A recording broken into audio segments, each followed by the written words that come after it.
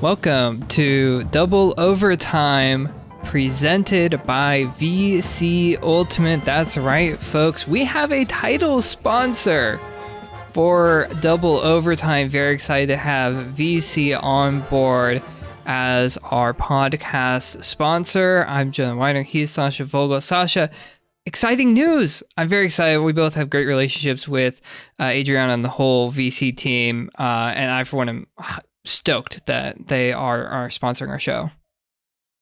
Yeah, I'm excited as well. Most of my Frisbee wardrobe is VC, which is really nice. And yeah, like you said, we've both worked with them in the past through multiple projects, both through the disc golf side and the ultimate side of things. True. And, it's just exciting to have them be our sponsor for this program as well. Yeah, super excited to have them on board. Go check out everything that VC has to offer on their website, vcultimate.com. We're going to talk about a number of different things this week, mostly pretty much all Premier Ultimate League. We've done a lot of talk about the Western Ultimate League with the schedule drop and the rosters being out. But Sascha, we have somehow yet to talk on the pod about the Premier Ultimate League schedule being released. There's an article up on Ultiworld on the site, written by myself with help from Ryan Kendall. Check it out. It has a lot of information about the schedule. We're going to talk about it at the first top of the show, and we're going to talk about some pretty big roster announcements. Not full roster announcements yet, but some individual player announcements. Very exciting. In particular, superstars coming to Minnesota. Minnesota going to be a powerhouse out of the Midwest. We'll see. And then we're actually going to have a sub bonus segment. Don't mind my cat running around in the background. Sub bonus segment talking about the Western Ultimate League and their jersey fundraiser. The numbers were announced just today with the number of jerseys sold. So exciting news for the Western Ultimate League. We'll talk more about what that might mean for the league overall, especially on the back of their streaming fundraiser. Ready to dive in, Sascha? Any other highlights? No, let's just get to it. We'll start with the schedule. So schedule was released. I don't remember exactly how long ago, but it was released around Valentine's Day. So it was like a week and a half ago or something like that. And yeah, it's fairly similar to like what went on last year. Except that everybody in their division will play every other team in the division. Hooray! Hooray! You have divisions and you're actually using them. Hooray! I think that will definitely help a lot for the speculation of like end of season stuff and how teams stack up, because it got kind of confusing last year when there's like teams that didn't play each other and how those how that would factor into like their rankings and stuff like that. And so it's definitely going to be a lot easier this year. Yeah, and we're going to have by the end of the season with the top team from every division, the same three divisions.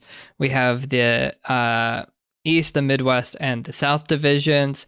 The only change being Philadelphia Surge joined the East division in place of Medellin Revolution, who has left the league.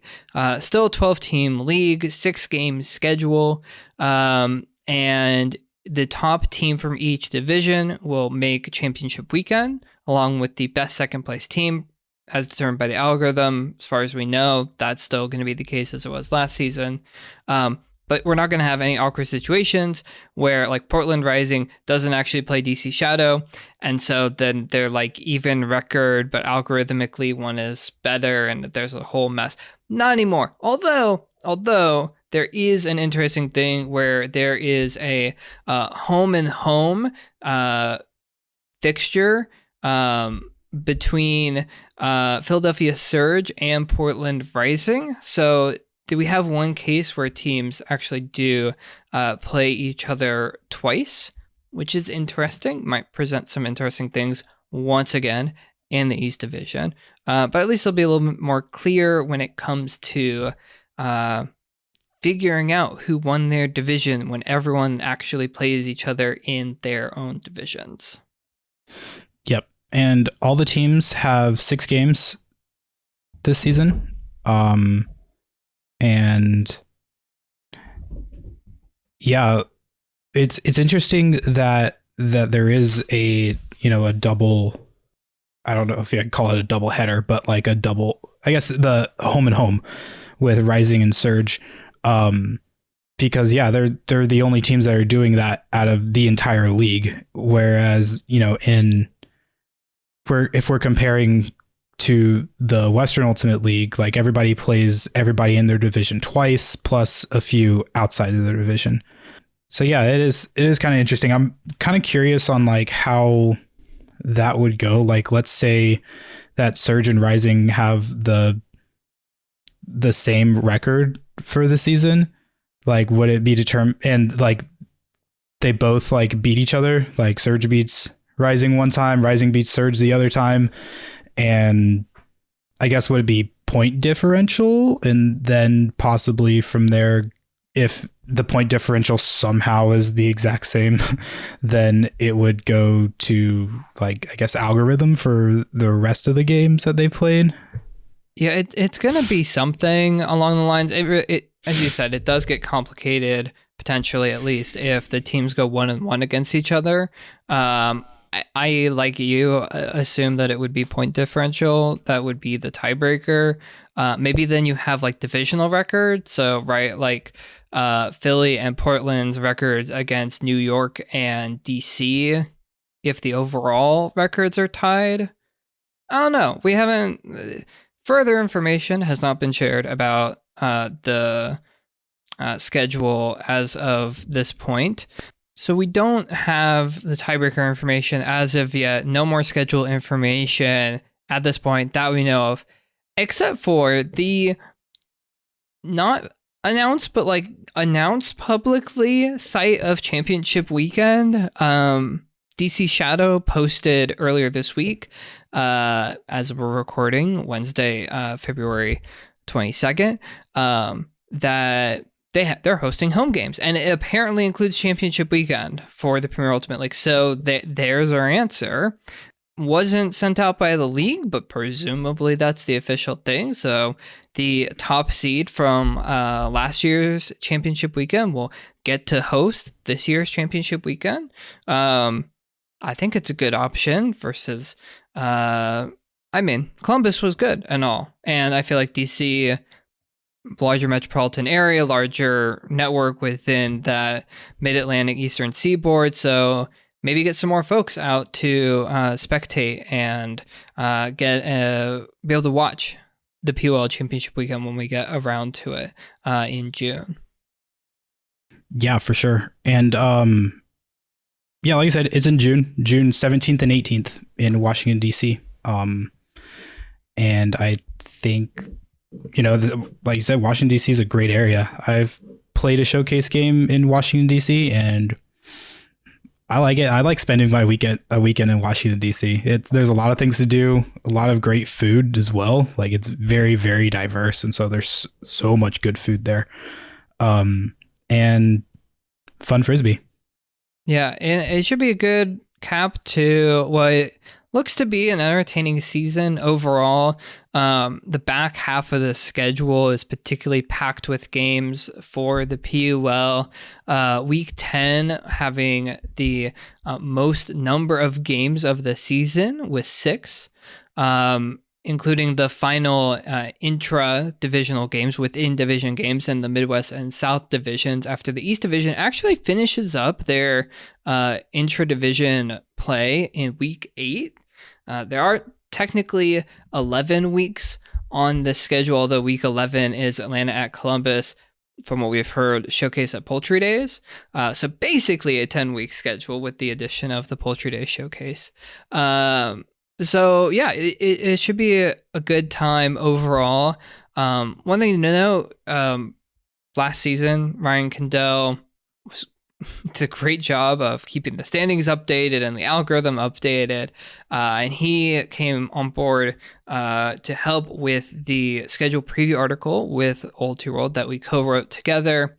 It includes an interesting strength of schedule analysis, which is kind of fun because you can sort of think about what teams might have the most difficult schedules based on last season, although Philadelphia Surge, new team, no information. And Medellin gone, so a little tricky to say. But Sascha, any takeaways from the strength of schedule analysis that particularly stand out to you?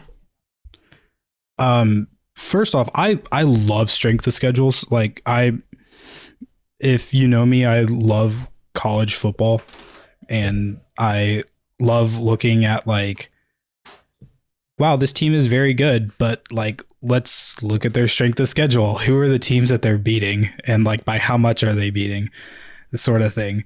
And I love to look at that to like kind of determine like, oh yeah, I think that, you know, the committee that they do will choose this team over this team. So strength schedules, I love it. Looking at this strength of schedule, it is heavily in like the Eastern Division is really hard. They have the top 4 strength of schedule, like it just goes Eastern, and then it's the rest of them. So Eastern Division is going to be a bloodbath, I think. And then after that, like specifically looking at, you know, the very bottom 2 teams of this strength of schedule is Radiance and Strike. And, you know, Radiance kind of waltzing in. I guess they didn't really waltz in, but, you know, Radiance getting into championship weekend last time. And yeah, they have like I feel like it's pretty easy to say that they might be going back. And then the Minnesota Strike have the easiest strength of schedule. And with the additions that they're adding, we'll talk about those in a second. Like things are happening in Minnesota. That is one way to put it. And it is notable with Radiance. They do end up playing newcomers Philadelphia Surge. So, you know, maybe some more difficulty there. But and also clearly all the East teams, they don't have information counting for Surge, and Surge might be a very good team. So that strength of schedule might look even more lopsided when it comes down to it. But I think you're right. Clearly, Radiance and Strike as well. Strike notably not playing Surge, so all of the teams that they played from last season included in the calculation that are coming back this year. May have some advantages when it comes down to the divisional races in terms of trying to avoid some of the bigger hitters out of their respective divisions. Although, again, any tiebreaker situation will be interesting to see what the tiebreaker is if you assume that it's overall record and then potentially divisional record as well. So it may be up to the divisions themselves, as you might expect, teams within their own divisions to stop the teams, say Minnesota Strike, from taking full advantage of what seems on paper, notably all on paper based on 2022 results. We don't know anything. We know some things about some of the rosters, but that wasn't taken into account because we don't have full rosters yet. Anyway, take it with a grain of salt. But the East Division, oh my goodness, is going to be strong again. Was strong last year, which is feeding the strength of schedule algorithm, and I don't think any of us would be surprised if the East Division was strong yet again. Yeah, and like it's with only a 6-game season, like every single game is the most important game of the season, essentially. Like you in other sports where they have, I don't know, example, basketball has like an 82-game season. Like one loss isn't that terrible in an 82-game season. but one loss in a 6-game season can completely flip you from being the top of the division to the very bottom of the division. So like all of these games are going to be very tough, and they're going to be exciting to watch, and because they all matter that much more. Yeah, and with half of your season being out in division, but also half of it out of division for the vast majority of teams, not counting Portland and Philadelphia with the home and home, they only have 2 out of division games instead of 3.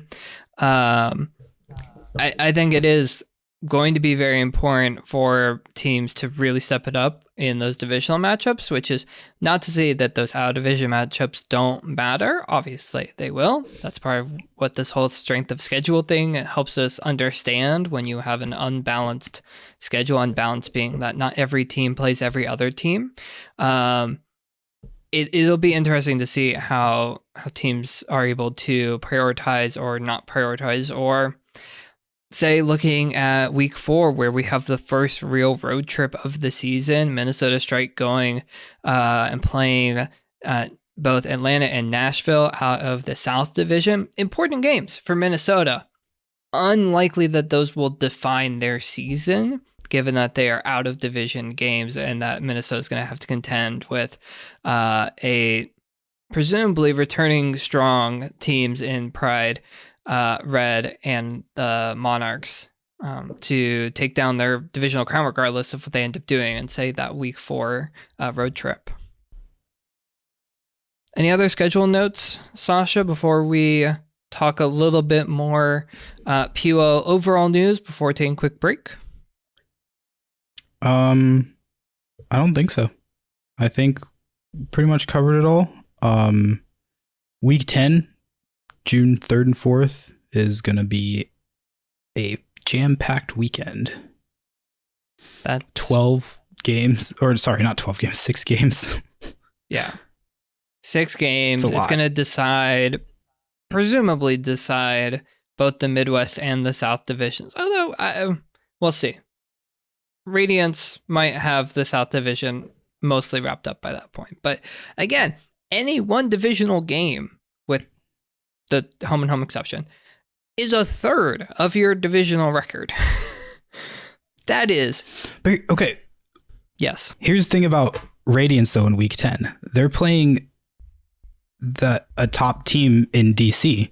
So, with the algorithm, that could potentially shift things around depending on who wins that game. Like, they can, be completely undefeated, but, with algorithm and stuff, it could change, possibly. See, I'm hearing what you're putting down. I don't think it matters as much for Raleigh as it does for DC. And here's why. Let me tell you. The reason is by that point, Radiance will have already played all their in-division games. If they win the 3 in-division games, they will have won the divisional crown.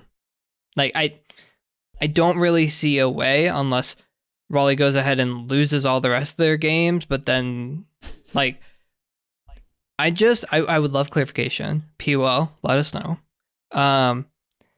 In a situation, say, I don't think this is going to happen, but Radiance's, let's look. Let's do a little thought exercise here. Radiance's out of division games are Columbus, DC, and Philly. I could see a world in which Radiance loses at least 2, if not all 3 of those games. And they could still win all of their in-division games. Is there a world in which, say, Atlanta Soul or Nashville Nightshade, who play Indianapolis, Minnesota, Columbus, as actually Atlanta and Nashville share those 3 out-of-division games? Is it possible that one of those 2 teams wins all of their out-of-division games, can lose in division? I don't know. It would be interesting to see and try to understand what the priority is. Is it in-division wins, or is it out-of-division overall record? because I could see that being complicated. And fundamentally, I think it's probable that Raleigh will have wrapped up the South Division by that point, but it may matter for DC if they end up the second place team in the East, because then it matters for the algorithm. So that's my argument, even though I was kind of arguing for one way. I think that's my argument for. I think that game is actually more important for DC than it probably will be for Raleigh. Your thoughts, Sascha? Yeah, that does make sense considering how strong DC's division is against how strong, I guess, going to like off of the strength of schedule, considering how strong each of those divisions are. And obviously, like, we don't Surge as a wild card. We just don't know. I mean, like, we can look at them on paper and be like, wow, this team is great, but we don't know what they produce on the field. Like, we've definitely been wrong about that before too. Absolutely. And I'm sure most any person who covers sports has been wrong about things like that. But yeah, that definitely does make sense that it's more important for DC just because of like their strength, their division. Yeah. My assumption, if I were designing it, I would say if you're going to say that the team that wins the division advances, and you only have 3 games in the division, one against each team, I think maybe I'm wrong. Let me know on Twitter at OOTpod if you think I'm wrong with this, or Sascha, you can tell me if you think I'm wrong in this. I think it makes the most sense to have the initial decider of the top team be divisional record. I think that makes sense because the schedule is so uneven. And then it becomes tiebreakers and or algorithm for the best second place team. So in that case, it seems likely that the loaded, on paper, East Division, those out of division games that involve those teams are going to be more important. Which is also interesting that division has the only home and home, which means that the teams have fewer out of division games.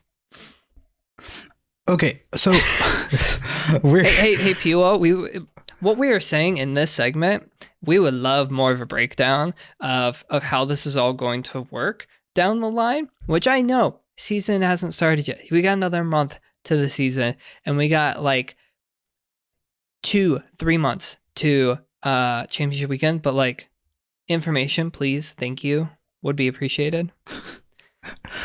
Please. So we're not speculating as much. Exactly.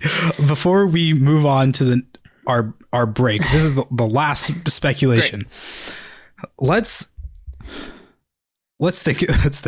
Okay, let's say we're going to use Torch and Radiance in this situation. Let's say Radiance wins all their division games. Yeah. And they lose all of their out of division games. So they are 3-3. Great. Okay. Great. But Torch wins only 2 of their division games because they lost to Radiance. Sure.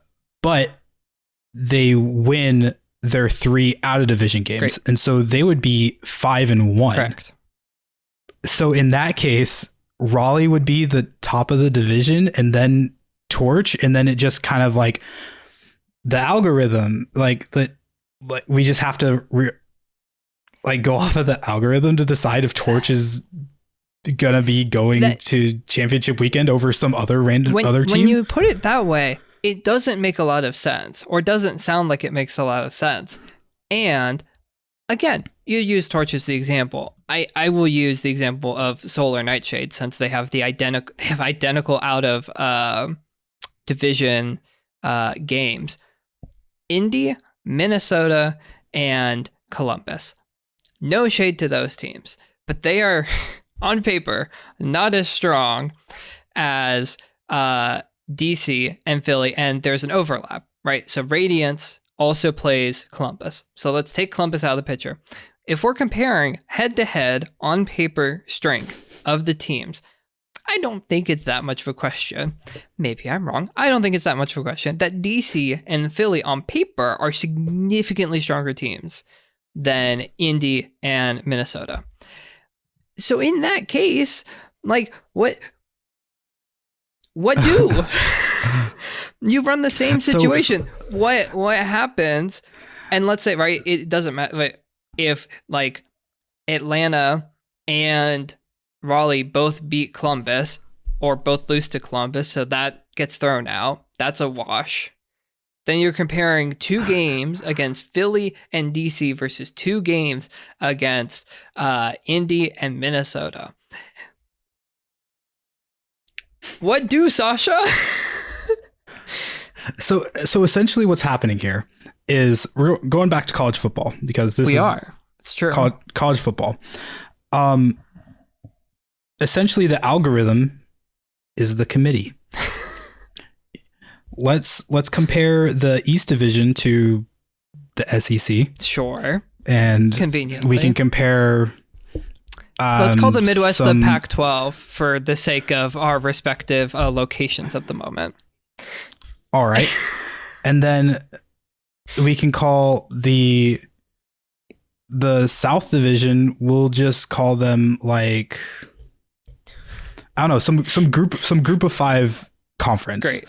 Like sure. The MAC, the MAC. So we're stretching it here, folks. We hope you stick around. We promise we'll get to more actual crispy things. Essentially what's happening is, like, in my example, a 1-loss group of 5 team will not be going to the playoff over a 2-loss SEC team. Like, does that make sense? Is Raleigh your SEC team, or are we talking an East team as your SEC team? East, like an East team, like, just because I think there's a world, and again TBD. I think there's a world. Sorry, trying to get my brain around all of these situations. That a 5-1 South runner-up in this magical world loses on the algorithm to a East team with more losses, which is very college football, and I don't think that would be that out of the question. All right. That makes more sense to me now. Sasha, you want to take us into our last bit of news? Also, PUL, again, please give us more information on scheduled things. Yeah, last bit of news. We're still waiting to hear about a commissioner. I believe the applications are closing very soon, if not have already closed. I can't remember. I think they've already closed, at least per the last social media update. Okay. So yeah, they've closed. Still waiting to hear who the new PUL commissioner is, and obviously we'll talk about it when it comes up. Yeah. And with that, we're going to take a quick break. When we get back, we're going to talk roster updates, announcements so far from the PUL. Stick around. We will be right back. Our friends at VC Ultimate are proud to sponsor Double Overtime. VC proudly puts community over profit, focusing their support on initiatives that help promote inclusivity. As the first ever sponsor to back professional women's and non-binary Ultimate, VC puts its money where its mouth is when it comes to equitable action. VC also approaches product innovation intentionally to make more players feel like the Ultimate space is their own. Did you know that all VC core products are now 100% gender-free? If your team is in the market for uniforms or custom team gear, check out VCUltimate.com. Not only are they working to change the landscape of sport, VC's performance gear is the best on the field. Thanks to our sponsors of Double Overtime, VC Ultimate. And welcome back to Double Overtime, presented by VC Ultimate. That's still fun to say. It's going to continue to be fun to say. Welcome back from our break. We are talking PUL roster updates. We do not have a full roster from any team yet. However, a number of teams, not all the teams, but a number of the teams have announced some early signings before their full roster drop. And Sascha, some of them are spicy. They're Minnesota huge. bringing the heat. Minnesota, of all places, bringing the heat. Is it cold in Minnesota? I've never been. I'm just kidding. It's definitely cold there. Typically cold in Minnesota, Sascha. Yeah, I've definitely seen people. I mean, I guess that's why the AUDL team's called the Wind Chill. Seems to make sense, yeah. But yeah, they just huge signings. First off, Mexstroth is back with Minnesota. Like that's huge. After she spent her time in Raleigh with Raleigh, and did she play Phoenix? She did play Phoenix. Yep, played Phoenix, played Radiance. So that's that. First of all, that's huge.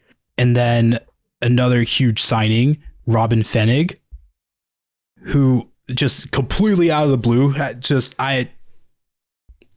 blew my mind, because like we know that Robin has moved or is currently moving to Sacramento, California. Closer to me. Let's go. Welcome to Northern California, Robin. We love you. I'm very excited to be closer to you. Also, congrats on being on strike. Right? Not like on strike, but like on the team. On the team.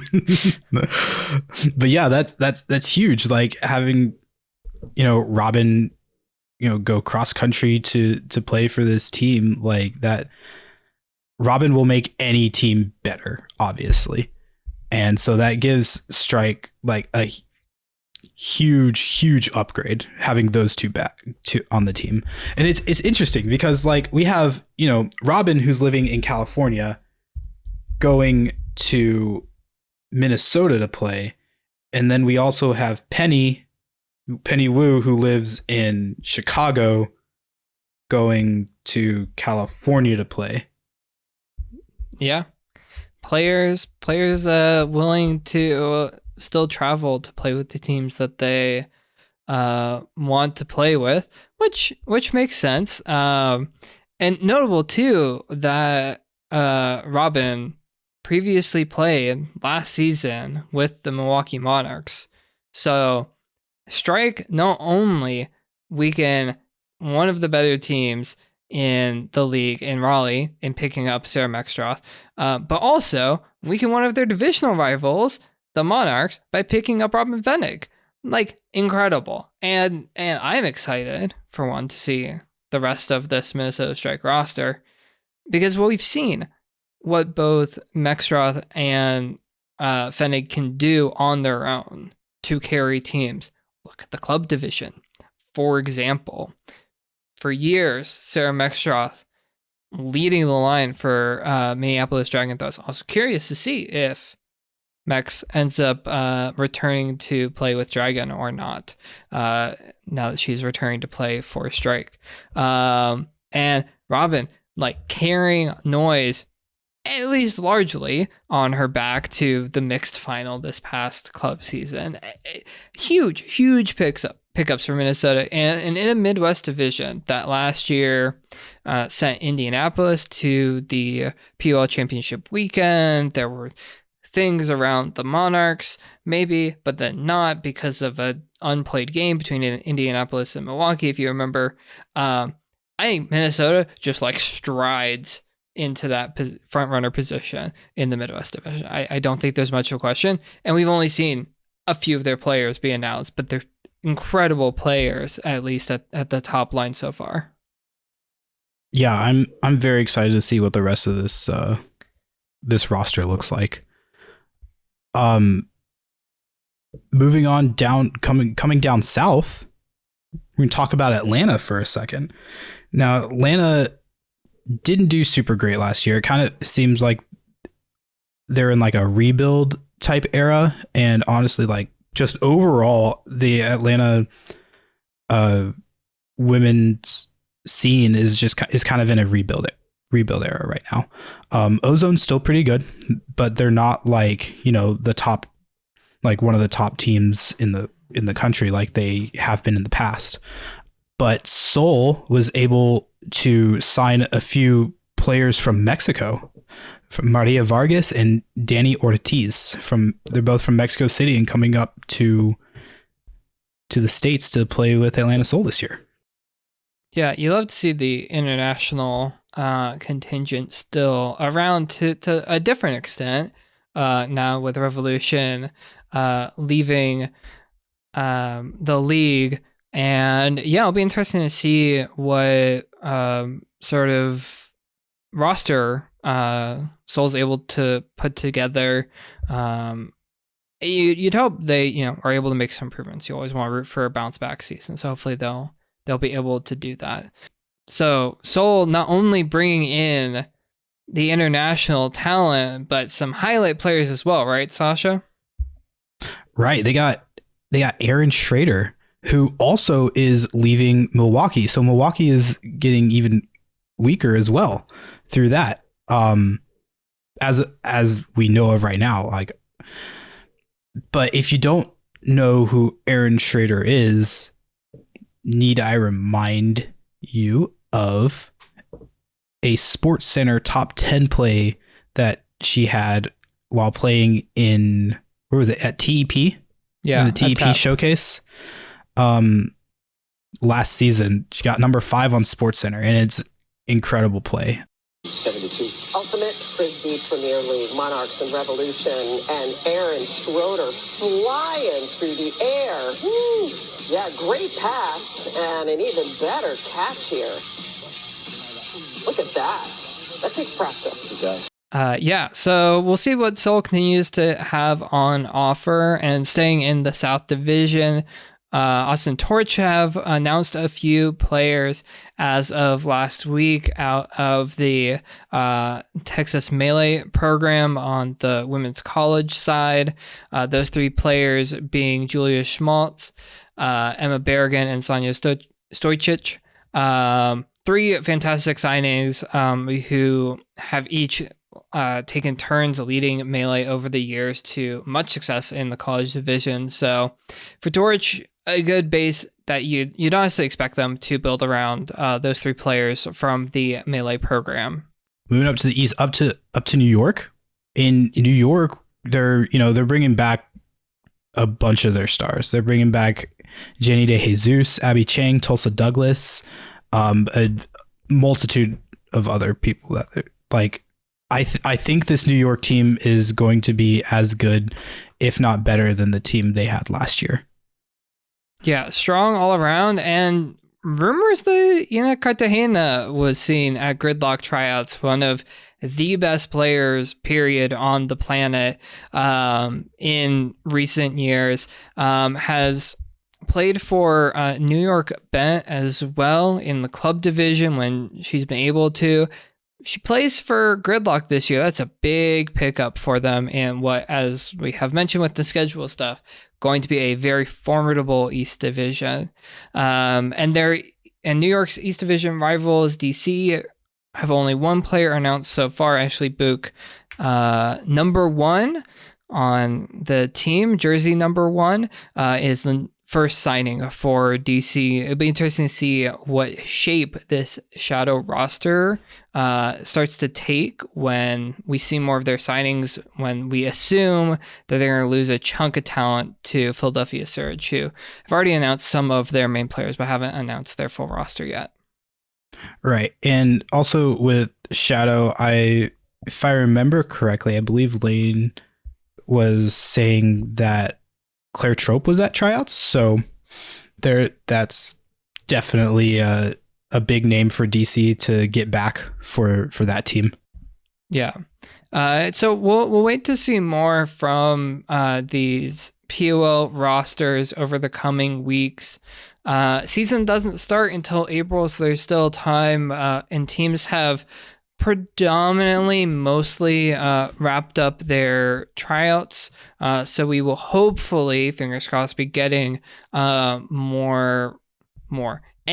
all full roster drops coming in the coming weeks. One other bit of PUL news, some stuff that was dropping literally as we're recording this, again on Wednesday evening. February 22nd. Some information in this week and tonight about different teams in the PUL having different jersey sponsors. Sascha, can you tell us more about how that's starting to shape up? Yeah. So in the past, VC has been the jersey sponsor for the entire league, including the player sponsorship program sponsor as well. This year, it is shaping up to be that VC is for sure doing the player sponsorship program. So we will be seeing that hopefully, soon after we get the roster announcements for everybody. But there are a bunch of other teams that are going to be having jerseys from different companies, like Indy, Columbus, and Nashville are all with Breakmark this season. Raleigh is with B, and we do have New York and Portland that are going to be with VC this season. And this is all, as we know about, that is, public at this moment. So we'll still wait to see what other teams in the league are doing. But it is notable that so far, at least 4 teams of the 12, a third of the league, is having their jerseys produced by a manufacturer that is not VC. Which I think there's something interesting. And Sascha, I don't want to speculate too much on this because it's a little bit outside of our realm of knowledge, but it's something that I think folks talked about, especially when we weren't hearing as much from the league overall, but we're hearing more from the teams that it may be feeling like the league is acting as a bunch of teams organizing together to put together a league versus maybe more of a top-down approach of the league dictating, and different teams going with different jersey sponsors may be indicating something more along those lines, because at least it would be my impression that if it was more top down, it feels like the league would be dictating that teams have their jerseys produced by a particular sponsor. But that doesn't seem to be the case this season for the PUL outside of VC doing the player sponsorship program. Right. And I mean, we kind of see a similar thing in, again, college football. A lot of teams are, sponsored, like their uniforms are from Under Armour or Nike or Adidas or Jordan. I don't know, like maybe it could be a good thing, and maybe Breakmark and said something really nice and was like, hey, this is what we'll do for you if we can sponsor your team. Yeah, it's definitely a different arrangement than I think what we've traditionally seen from other Ultimate organizations, other Ultimate leagues. Certainly different than the approach that the Western Ultimate League takes.